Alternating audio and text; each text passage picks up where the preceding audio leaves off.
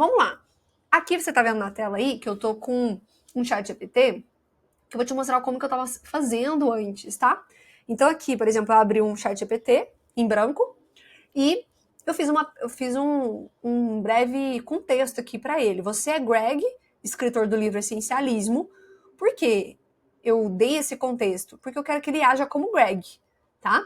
Você atuará como um consultor para me ajudar a entender mais sobre o essencialismo e como praticar isso na minha vida. O que acontece? Até então aqui eu não tinha o arquivo em PDF do próprio livro. Então eu não alimentei o chat GPT aqui, no caso, né, nas mensagens, tá? Inclusive não tá aparecendo, não sei porquê. Mas era para estar aparecendo aqui um anexo para a gente poder adicionar, entendeu? Então, hoje, se eu quiser melhorar esse chat GPT, eu posso até fazer isso. Mas, na verdade, eu nem usaria isso numa conversa aqui. Eu criaria um chat GPT do Greg, que seria mais inteligente, porque aí eu consigo criar todo o tom de voz ali. Tá bom? Mas só para vocês entenderem, aqui ele tá usando a base da internet, ou seja, eu tô falando que ele vai lá pesquisar na internet quem que é Greg, do livro Essencialismo, e ele vai começar a responder como ele, tá? Como eu não fiz nenhuma pergunta, a resposta dele foi muito ampla, que ele pegou e começou a me explicar sobre como praticar o essencialismo. Só que, na verdade, eu só queria fazer uma introdução. Então, o que seria o correto, o melhor a se fazer aqui, tá? Seria dizer assim, me diga se você entendeu antes de eu te passar qual que vai ser a sua primeira demanda. Porque aí a resposta dele seria muito mais óbvia, tipo, ok, entendi, tô pronta para sua pergunta, alguma coisa nesse sentido, entendeu?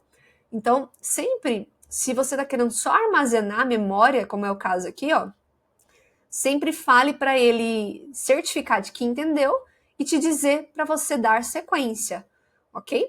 Aqui no caso, olha só minha outra pergunta. Greg, ao longo do livro você fala sobre 21 dias para se tornar um essencialista. Me ajude a entender melhor sobre o item escolher. O que eu fiz? Nessa fase, eu ainda estava buscando só me interagir mais, como eu posso usar o essencialismo na minha vida. Então eu usei dele para me explicar mais, como se fosse aquele pega e me traz uma receitinha de bolo, né? Tipo um passo a passo, como aplicar. Muito legal, assim, o resumo do capítulo. Só que sem a estrutura conforme eu explico lá na aula sobre o agente do Greg, tá bom? Aí, beleza, achei muito grande. Eu falei assim, ok, sintetize em um único parágrafo o que seria ter a capacidade de escolher. Aí, o que ele fez? Me trouxe um parágrafo. Peguei e pedi para ele fazer a mesma coisa sobre discernir. E aí, com base nisso, eu estava montando, lembra? Não sei se você já assistiu a aula sobre o chat GPT do Greg, se não, assista lá depois, tá? Eu estava montando na mão, então eu estava fazendo as perguntas assim de forma isolada. Então, entenda, eu não estava pronta ainda para usar, mas eu estava me colocando a campo. Depois eu fui descobrindo formas melhores de eu ser mais produtiva. Mas aqui ainda estava sendo muito individualizada, eu tendo que raciocinar muito, tá bom? Um ponto que eu falei assim, cara, esse aqui eu posso otimizar mais. Deixa eu pedir para ele, né, abordar um prompt sobre o assunto de como seriam os 21 dias. O que aconteceu? Nesse momento, eu falei, vou fazer o desafio de 21 dias. E aí eu precisava preencher o arquivo que eu ensino lá para vocês da concepção. Vamos abrir aqui. Tem todos os bullets aqui, ó, do que a gente tem que fazer para criar um desafio, né? A concepção de um desafio. E basicamente, eu fui dando algumas palavras-chave do que eu imaginava e usando o chat GPT para conversar comigo para ver se fazia sentido, tá bom? Então, por exemplo, aqui, ó, no movimento. Ser produtivo não é fazer mais em menos tempo, é escolha por menos. Isso é uma frase do próprio livro, né? Então, coloquei empreenda com a alma e vive mais leve. Aí aqui na tese, eu peguei alguns artigos, né, que reforçam sobre o essencialismo nos negócios. E fui utilizando todos esses materiais como uma base de conhecimento ali para eu entender o que meu público-alvo busca. Só que para isso, antes de decidir nome, né, isso aqui tudo foram exemplos criados pelo próprio GPT e depois a gente chegou nos prós e nos contras. Eu cheguei aqui na Big Idea, tudo isso com o chat GPT, tá? Mas na parte do público-alvo, eu fiz uma síntese de quem eu achava que era o público-alvo. E aí o que acontece? Quando você joga no ChatGPT, você não precisa colocar detalhes, entendeu? Você precisa colocar direção. Por quê? Com base no conhecimento, ele vai te fazer uma lista dos seus maiores dores, dos maiores desafios, uma lista dos desejos, e aí você vai refinando isso até que você consiga entender quem que é seu público-alvo. Uma vez que você tem o seu público-alvo, fica muito mais fácil você definir qual que vai ser o nome do desafio e a narrativa ali, né, a big idea do desafio. E aí, o legal é que quando você pede para ele, você sempre pode pedir para ele te trazer os prós e os contras de cada nome. Então, nesse caso, eu dei os nomes do que eu imaginava que poderia ser, né?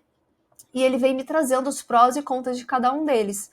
No caso, eu acabei optando por gestor essencialista, até ele não tem especificidade, né? Ele até fala, ó, a palavra essencialista pode não ser imediatamente clara para todos, nem todos podem conhecer. E não há especificidade de ganhos. Eu poderia focar em gestor 15K essencial. Só que o que acontece? A princípio, eu ia fazer 21 dias ao vivo. E aí eu optei por fazer ele gravado. E nessa decisão, eu optei também para não ser agressivo na questão de remuneração. Entendeu? Porque eu quero atrair mais as pessoas de propósito aqui. Porque o relacionado a valores, eu tenho em outros produtos que já focam nisso. Aqui eu estou em busca de quem está incomodado, entendeu? Incomodado com a forma como está trabalhando e quer fazer parte desse movimento. E aí a gente vai utilizando ele para te trazer essas opções. Aqui ele trouxe opções de big idea, frases de afirmações, porque aí eu consegui achar uma frase de afirmação do próprio fundador do LinkedIn, né? As pessoas alcançam sucesso quando dizem sim para o projeto certo, na hora certa, do jeito certo. Para conseguir isso, precisa dizer não a todas as outras ideias que surgem. Eu acho que é uma frase, inclusive, que está dentro do próprio livro, né? Então, veja bem, toda essa concepção aqui, ela foi feita em 2 horas, tá? A concepção, esses 3 arquivos. A concepção, o mapa do desafio e a oferta. No mapa, deixa eu te explicar o que eu fiz. Aqui a gente sempre olha para crença limitante e quebra de objeção. No desafio, principalmente ao vivo, tá até um código errado aqui, era o código antigo, 15K. Depois mudou para DGE. Aqui no caso desafio, principalmente ao vivo, cada dia eu preciso quebrar uma crença com foco que eu vou vender lá no final, né? Normalmente ali quando é desafio de 5 dias, abre o carrinho no dia 3. No dia 21, eu poderia abrir o carrinho no dia 7, entendeu? E aí, continuando, fazendo uma abertura de um novo produto ao longo de todo o desafio. Então, essas crenças aqui, ela me ajudaria para eu quebrar uma crença uma por dia, entendeu? Então, por exemplo, no dia 1, eu poderia entrar com a crença do preciso trabalhar mais horas para ter sucesso. E aí acreditar que a quantidade de trabalho é mais importante do que a qualidade. E aí, como quebra de objeção, eu poderia usar que o sucesso vem da eficiência e não da quantidade de horas trabalhadas. Focar no essencial, aumenta a produtividade e libera tempo. Em algum outro dia, aí, por exemplo, se eu abrisse o carrinho com essa quebra de objeção, né, a gente vai quebrando ao longo dos dias, e no dia do carrinho, a quebra de objeção ela tem que ter ligação direta com o veículo, que é o produto que você vai vender. Então, aqui nada mais é que um brainstorming de crenças e quebra de objeções. E aqui no mapa, eu pego cada dia, coloco qual que é a descrição do dia, a atividade principal que eu vou fazer com que as pessoas executem, e aqui qual que é a crença e a quebra da crença que eu quero fazer no dia. Entendeu? Então, me ajuda na hora de criar o roteiro das aulas a buscar essa essência para que a gente não perca o foco de como um desafio funciona, ok? Então, olha só, tudo isso montado em 2 horas. E aí, no caso aqui da oferta, aí depois é um arquivo mais simples, aqui na oferta, basicamente, foi mais com foco do que eu ia oferecer, né? Então, por exemplo, esse desafio, ele foi feito para vender todos os produtos, porque são 21 dias. Então, ao longo dos 21, eu posso vender o GED, o plano de voo, o Descomplicando ClickUp e qualquer outro produto que eu tiver, porque são 21 dias. É lógico que nem todo mundo vai chegar até o final, né? É natural. Só que se a pessoa tá engajada ali e ela tá fazendo todos os dias, a chance dela comprar o ticket maior, que é a mentoria, ela se torna bem plausível, entendeu? Então, foi dessa forma que eu consegui fazer aí toda a concepção de um lançamento, né, de um desafio aí em apenas 2 horas. E aí, com base em todas essas informações, ficou muito mais fácil criar a página de vendas, que também foi utilizada através de um chat GPT.